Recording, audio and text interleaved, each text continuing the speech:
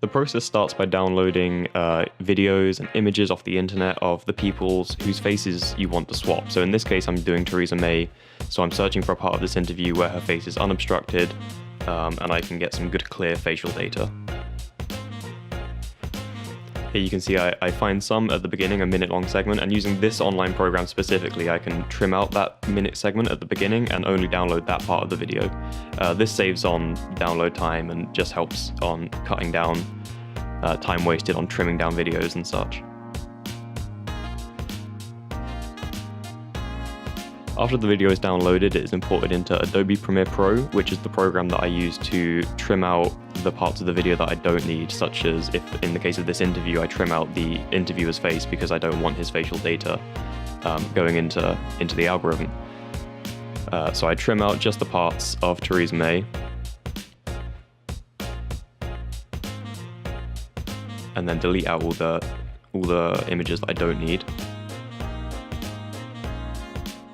And then this is exported at a frame rate of 10 frames per second because I don't need repetitive faces in the data sets. So I just need faces that look different. So reducing the frame rate is one way to make this a bit quicker. My fake app here is extracting the frames out of the video using a program called FFmpeg, which is an open source video encoder. And the next tab here is the part that's actually extracting the faces. It uses a hog detection algorithm to detect the faces, and then import them to a folder here. Here you can see the extracted frames and then the faces that have been extracted from those frames. So then I take these extracted frames and I add them to my existing dataset of Theresa May faces. I just drag them over into the folder, and this is the folder that I'm going to be using to train the model with in the next step. So training the model starts with pointing the program to the right directories. These are the two models that I'm going to be training with. In this case, it's Theresa May and a Nick Cage dataset that I downloaded off the internet. Then you need to point it to where the model is going to be. If there's no model there, it will just make one in that folder. If there is a model there, then it will continue the training where you left it off with that model. Here you can see the program. It opens a command prompt window. It starts loading all the needed programs. It runs on Google TensorFlow, so you can see that loading here. You can also see it's run into an error where it couldn't find any existing model files, but it's just gone ahead and created some new ones there. And here you can see the process running in obviously increased speed. This entire training session took around 10 hours. It was left overnight and then somewhat into the next day. And it produced a pretty convincing model in the end. I didn't think, because this was just an example one that I did specifically for this video, and it actually produced a somewhat convincing result at the end.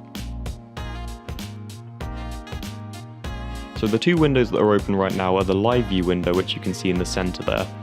On the left side of that window, you can see Theresa May to Nick Cage conversion, which is the direction that we want to be going in. So that's the side that we're paying attention to.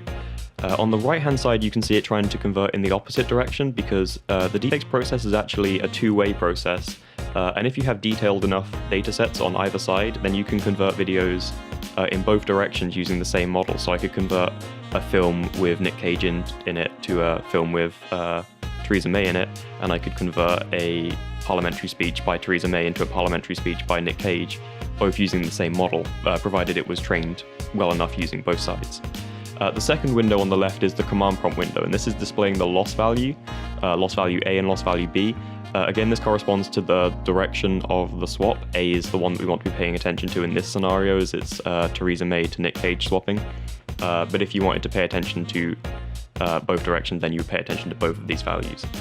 Typically speaking, a good value to aim for is 0.02. And this can take anywhere between 8 hours to, the longest one I had was, I think, 18 hours training session.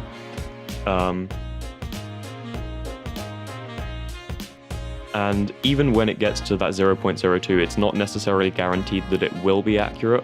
So you need to look at the loss value and look at the actual faces being shown in the live view window and make an assessment of, it says it's accurate, does it look like it's accurate? If both of them are true, then you've probably got a trained model.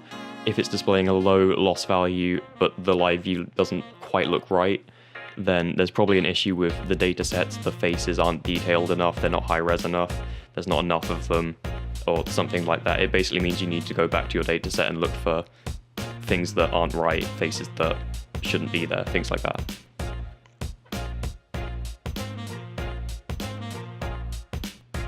So towards the end of the training session here, you can see it's getting pretty good. This one does particularly well in a fairly short time frame. 10 hours is not a particularly long training session. I'd say more standard would be about 16 hours. And the loss value is approaching, is actually slightly below 0.02 at this point. It's just, I've just left it running at this point. And that's pretty much it with the training process. This particular session ends up pretty well. And then I go on to convert the video.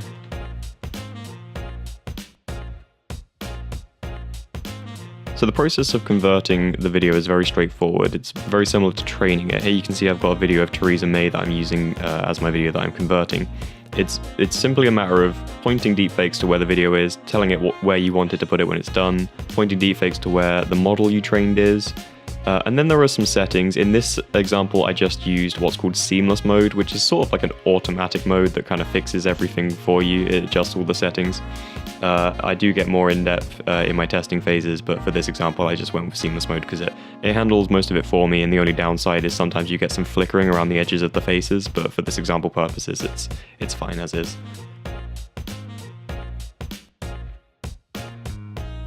And here you can see the finished video.